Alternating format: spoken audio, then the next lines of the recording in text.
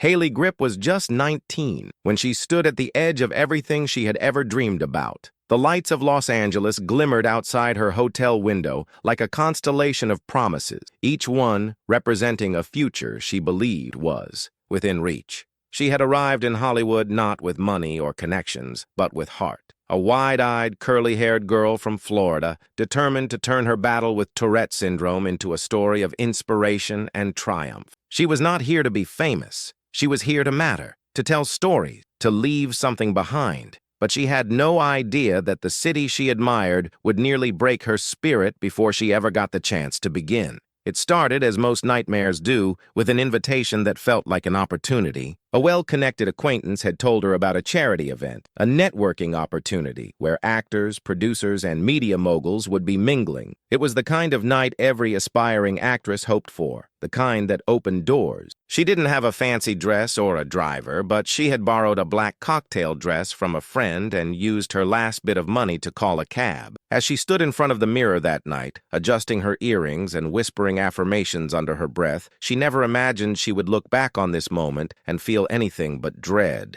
The event was held at a Beverly Hills hotel, the kind of place that smelled like old money and ambition. The air was thick with perfume, champagne, and polished lies. Hayley floated from group to group, unsure of what to say, trying to be both confident and invisible at once. She had grown used to pretending everything was fine, smiling through the micro twitches and flares of her condition, trying to silence the stares. But that night, someone noticed her. Someone powerful, Harvey Weinstein.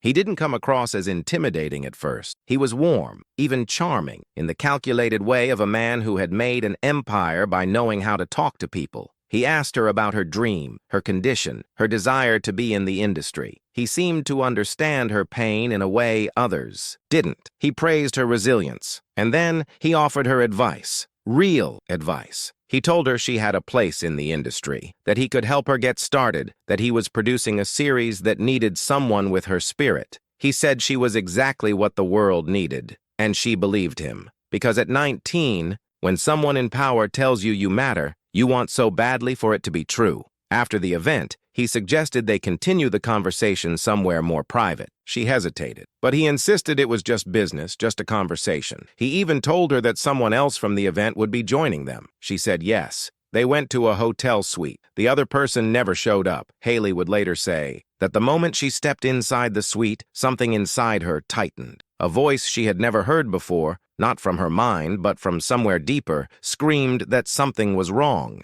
But she had been raised to be polite, to trust adults, to not make scenes. So she sat, she listened, she sipped the wine he handed her. She smiled nervously when he closed the door. She would never forget the way the air changed. The room was quiet, too quiet, and suddenly the conversation shifted. The questions became invasive. The praise turned to possessiveness. And then he stood too close. He placed a hand on her arm, then her leg. She froze. Every instinct told her to run, but she couldn't move. Her brain screamed, but her body betrayed her. She said no, gently at first, then more firmly. He laughed, said she was sweet, said she would thank him later. He assaulted her, and the world, as she knew it, crumbled around her. When it was over, she felt broken, not just violated, but erased. She wasn't sure how she left the room, how she got home, or how she even survived the days that followed. All she remembered was the silence, a silence so loud it consumed her. She couldn't tell her families. They were proud of her, hopeful. She couldn't go to the police. Who would believe a 19-year-old girl with a neurological condition accusing one of the most powerful men in the industry? So she said nothing. She buried it deep beneath her bones and carried it like a secret scar. On the outside, she smiled. She posted photos. She kept auditioning. She tried to pretend it hadn't happened, but it had, and it changed her. Over the years, the weight of that night turned into shame, then guilt, then rage. She tried to channel her pain into advocacy for mental health, for disability inclusion, for trauma survivors. But even then, her voice shook because she had never spoken the truth out loud until 2021. 9 years after the assault, Hayley Gripp stepped forward and said his name. The world had changed by then. Other women had spoken. The movement had erupted like a storm that refused to be silenced. And Hayley, after nearly a decade of carrying the weight alone, decided she would not be a footnote in her own story. She came forward not for fame or attention, but because silence had almost destroyed her, and she knew she wasn't the only one. And with that first whisper of truth, the healing began. In the months that followed the assault, Hayley Gripp became two different people. There was the version the world saw, bright, optimistic, passionate about mental health and self-acceptance. And then there was the girl who lay awake every night staring at the ceiling, reliving the nightmare she never gave herself permission to process. Trauma had taken up permanent residence in her body, manifesting in ways she couldn't control. She would flinch at sudden noises, cry without warning, doubt herself even in the smallest moments. She began second-guessing every smile, every handshake, every door that closed behind her. What if it happened again? The irony was cruel. She had survived years of bullying because of her Tourette syndrome. She had learned to take rejection from casting agents with grace. She had turned her differences into a mission, proof that beauty could come from struggle. But nothing had prepared her for the psychological warfare that came from being violated by a man she once admired. Nothing prepared her for the emotional vertigo of living in a world where he still walked red carpets and collected awards, while she was quietly dying inside. She tried to tell herself it wasn't a big deal, that maybe it wasn't bad enough to count, that she should be grateful it wasn't worse. She gaslit herself for years, rewriting the story to make it seem like maybe she misunderstood, maybe it was her fault. She questioned the wine, the dress, the way she spoke, the way she sat. Every detail became a weapon she turned against herself. This is how the system works, not just through power and silence, but through shame, through the internalized belief that you are somehow to blame for being broken. Hayley channeled her pain into activism. She became a powerful advocate for neurodiverse voices, using her platform to raise awareness for people living with invisible disabilities. She spoke in schools, attended panels, got involved in public health initiatives. From the outside, she was flourishing. But every accomplishment came with a shadow. Behind the applause, she could still hear his laugh. Behind the interviews, she could still see his face. She didn't tell anyone, not her manager, not her friends, not even herself, not fully. She wore her trauma like invisible armor, strong, enough to survive, but too brittle to feel. The thing about trauma is that it doesn't just fade, it morphs, it adapts. It creeps into your relationships, your decisions, your sleep. Hayley found herself pulling away from people she loved. She couldn't trust intimacy, couldn't explain why she recoiled from affection. Every time someone touched her arm, she braced herself for danger. Every time a man paid her a compliment, she felt the bile rise in her throat. She became hyper-aware of her surroundings, scanning every room, memorizing exits, carrying her fear like a purse she couldn't put down. And still, she smiled for the camera. Years passed. The industry continued to celebrate Harvey Weinstein. He was everywhere, producing films, giving speeches, dominating the conversation, and Hayley kept her secret. Until, one by one, the story started to come out. It began as a whisper, a rumor, then a headline, then a tidal wave. Dozens of women, dozens of voices, one after another, telling stories that echoed her own. The same pattern, the same tactics, the same lies. Hayley didn't feel relief at first. She felt rage, not just at him, but at herself, because suddenly she realized she wasn't crazy, she wasn't alone, and if she had just said something sooner, maybe someone else wouldn't have been hurt. The guilt was unbearable, but slowly that guilt began to shift. It turned into clarity, into courage, into resolve. She saw what these women were doing, and something deep inside her woke up. The part of her that had been frozen since 19, the part that had never healed. It was time. She didn't sleep the night before she came forward. She paced her room, wrote and rewrote what she wanted to say. She thought about deleting the post, backing out of the interview, pretending again, but she couldn't, not anymore. She had spent too many years in silence, and she knew what it had cost her, so she spoke. Her statement wasn't theatrical, it wasn't angry, it was honest. She told the world that Harvey Weinstein had assaulted her in 2012 when she was just 19 years old. She told them how it happened, where, and how it had changed her. She didn't try to justify it, she didn't dress it up, she just told the truth. And the response, it was overwhelming. Some people praised her bravery, others questioned her timing. She received support, but also scrutiny, as if her pain had an expiration date, as if surviving wasn't enough, she had to be perfect too. But Hayley didn't care anymore, because the most powerful part of her story wasn't the trauma. It was the fact that she survived, that she still had her voice, that she still had a name. For the first time in almost a decade, she felt free. Not because the world had changed, but because she had. She had faced the storm, and she was still standing. When Hayley Gripp finally told her story, something shifted inside her. It was not loud. It was not dramatic. It was quiet, like a sigh of relief after years of holding your breath. But it was real. She had no script for what came next, no roadmap for healing. But what she felt, for the first time in a long time, was power. The kind of power that comes from reclaiming something stolen. Her voice. Her phone buzzed nonstop for days. Friends reached out, some in shock, others in tears. Women from across the industry, many of them strangers, messaged her with their own stories. Some whispered thank you. Others confessed things they had never said out loud. Journalists requested interviews. Activists wanted her to join panels. But through the noise, one thing became clear. People were finally listening. There was something sacred about being heard. For nearly a decade, Hayley had walked through life carrying an invisible truth. It had shaped her choices, poisoned her joy, dimmed her light, and yet the world had treated her like a question mark, always smiling, always surviving, always just on the edge of being understood. Now that question had an answer. She had been assaulted, she had been silenced, and now she was speaking. But speaking out did not erase the pain. It did not undo what had happened. In some ways, it made it worse. The attention brought back memories she had tried so hard to bury. It felt like pulling the scab off a wound that had never healed properly. Some nights she woke up gasping. Other days, she found herself staring into the mirror for minutes at a time, trying to find the girl she used to be. But healing is not linear. It is messy and slow and cruel at times. And Hayley was learning to give herself grace in the process. Not everyone believed her.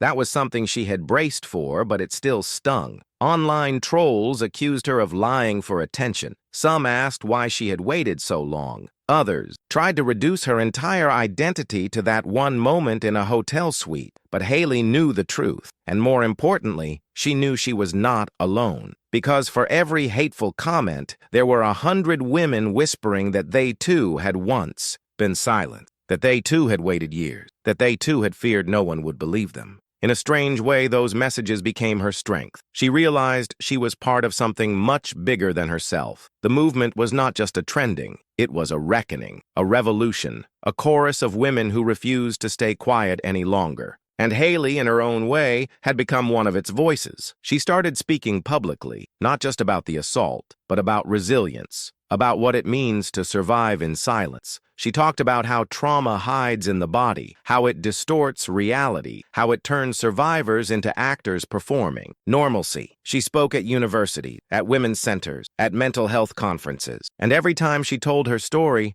it hurt a little less. Every time she said his name, it lost a little of its power. But what surprised her the most was how much her story resonated with people who had never experienced sexual assault. People who said they now understood the weight of trauma, who promised to be better listeners, better friends, better allies. That was the part no one prepared her for, the ripple effect. The way one voice could echo into places she had never imagined. Hayley also started therapy, real therapy, the kind where you go deep, the kind where you face the things you have spent years running from. She talked about that night in detail, the dress, the door, the moment she knew she was in danger. And then she talked about the years after, the eating issue, the sleepless nights, the fear of elevators and hotel rooms. Slowly, piece by piece, she stitched herself back together, and through it all, she never stopped advocating. She continued working on disability inclusion. She used her platform to push for better protections for women in the entertainment industry. She supported legislation that helped survivors come forward without fear of retaliation. She became a voice not just for herself, but for the countless others who had been hurt by systems built to protect the powerful. But Hayley never let the assault define her. That was the most radical thing she did. She allowed it to be part of her story, but not the whole story. She still laughed, still danced, still dreamed. She still had bad days, still struggled, but she was alive, fully, fiercely alive. And that, more than anything, was her victory. By the end of that year, Hayley stood in front of a packed auditorium, holding a microphone with steady hands. She looked out at the sea of faces and took a deep breath. This time, she did not feel afraid. She felt seen. She spoke about shame and how it clings to survivors like a second skin.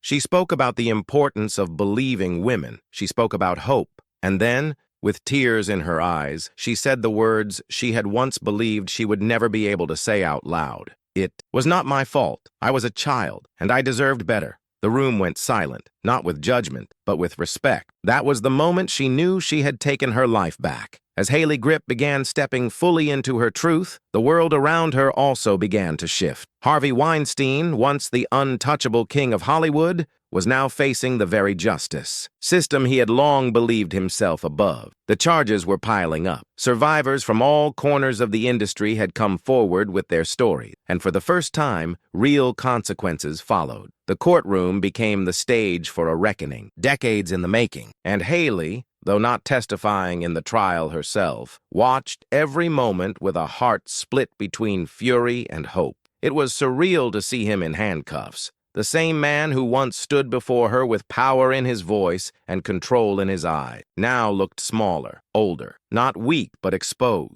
His arrogance was still there, but it flickered like a dying flame. The headlines read like a catalog of horrors, words like rape, coercion, trafficking, abuse, each one cutting through the illusions that had protected him for so long. For Hayley, watching the trial was like reliving her own trauma over and over again. Every testimony felt familiar, the calculated manipulation, the use of status as a shield, the quiet cruelty of a man who saw women as stepping stones. She did not know all the women who spoke in court, but she knew their pain. She had lived it. Their stories, though different in detail, carried the same scars. The courtroom itself became a symbol, not just of justice, but of resistance, a place where silence was finally broken, where shame was passed back to the one who had weaponized it for so long. Harvey Weinstein's defense team tried to discredit the women. They called them liars, fame-seekers, confused. But the truth was louder. It echoed in every tear, every quiver of the voice.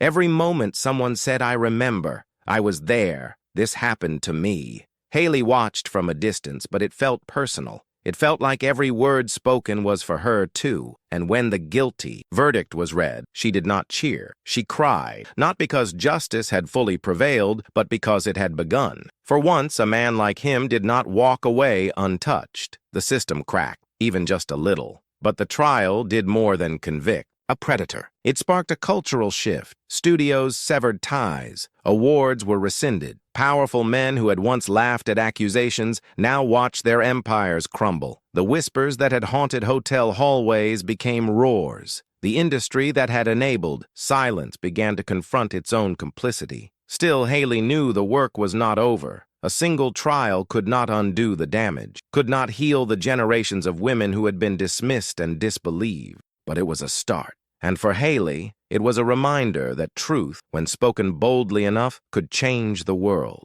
She began using her voice even louder after the verdict. She collaborated with advocacy groups. She wrote articles. She appeared on panels not just as a survivor, but as a leader. She talked about what justice means beyond the courtroom, about the importance of believing women before the headline, about prevention, education, accountability. She also began speaking directly to young women, especially those just entering the entertainment industry. She warned them not to mistake kindness for safety. She taught them to trust their instincts. She told them that no opportunity was worth their dignity. And most of all, she reminded them that they were never alone. Hayley knew she would never forget what had been taken from her. Healing did not mean forgetting. It meant surviving with purpose, turning pain into power. She wore her trauma like a badge, not of what had broken her, but of what she had survived. Her activism began to shape policy. She consulted with studios on how to create safer spaces. She advocated for mandatory consent and harassment training. She supported funds that provided legal aid for survivors. Every action was a stitch in the fabric of change. Slow, imperfect, but real. One of the most powerful moments came when she was invited to speak at an award ceremony honoring survivors. She stood under the spotlight, dressed not in armor, but in elegance. Her speech was not bitter. It was not vengeful. It was raw and beautiful and bold. She talked about the girl she had been at 19, the one who sat frozen in a hotel room, too scared to move. And then she talked about the woman she had become, the one who stood before them, unbroken.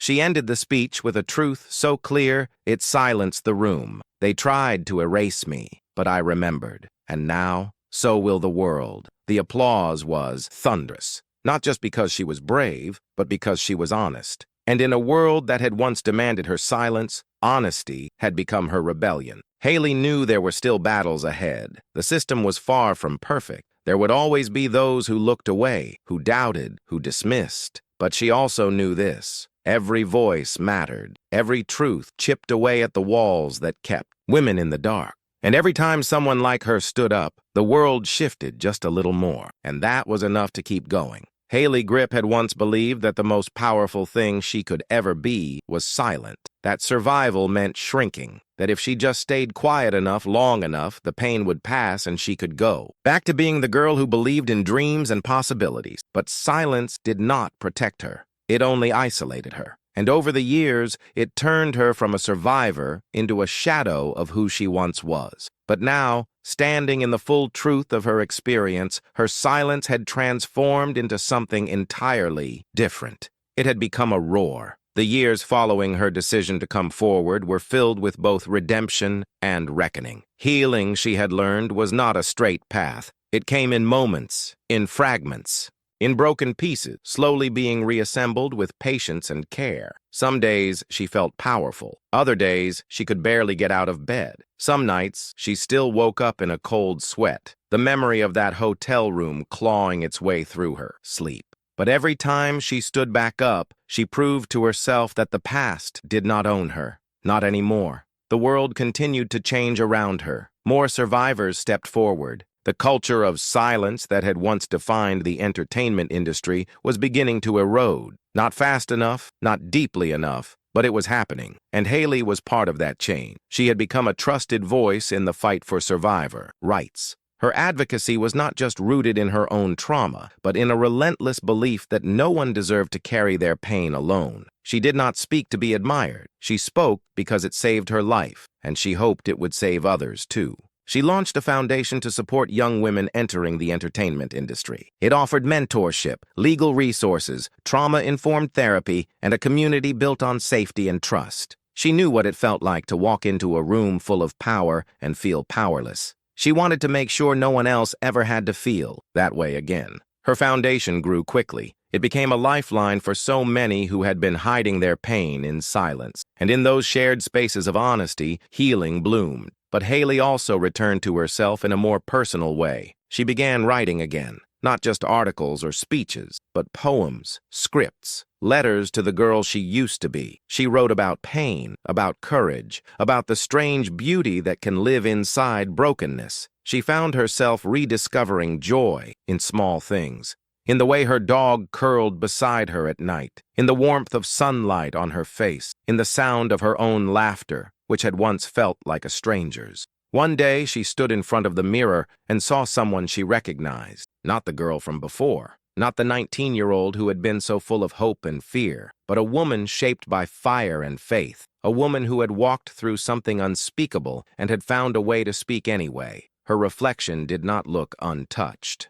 It looked real, honest, whole. She allowed herself to fall in love again, carefully, cautiously, with someone who did not try to fix her, but who simply stood beside her, patient and present. For the first time, she let someone hold her without flinching. She let herself be seen, not just as a survivor, but as a person, flawed, tender, worthy. There were still triggers, still moments that sent her spiraling, a particular scent, a hotel hallway, a question she was not prepared to answer. But now, she knew how to breathe through it. She knew how to reach for help. She knew that healing was not the absence of pain, but the presence of hope in spite of it. She visited the hotel once, the same one where her nightmare had begun, not to reclaim it, not to erase what happened, but to face it, to prove to herself that she could walk into that space and not disappear. She stood outside the suite and took a deep breath, and then she turned away, her head held high. It no longer had power over her. She had taken that back. Her story had reached corners of the world she never expected. It had been quoted in documentaries,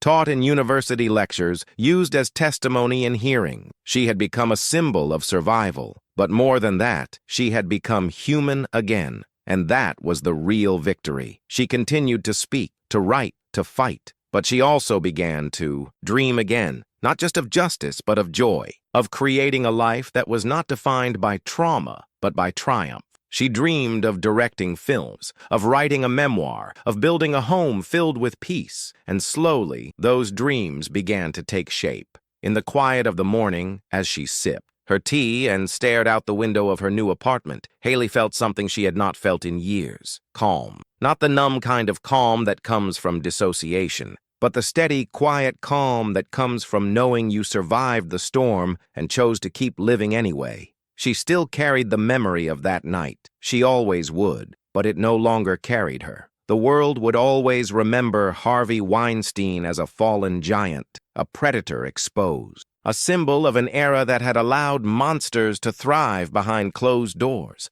But Hayley Gripp would be remembered for something entirely different. She was the girl who refused to stay broken, the woman who chose light after being dragged through darkness, the survivor who taught the world that speaking up is not the end of a story, it is the beginning. Because healing does not whisper, it roars. And Hayley, in all her scars and strength and silence turned into song, had finally found her roar.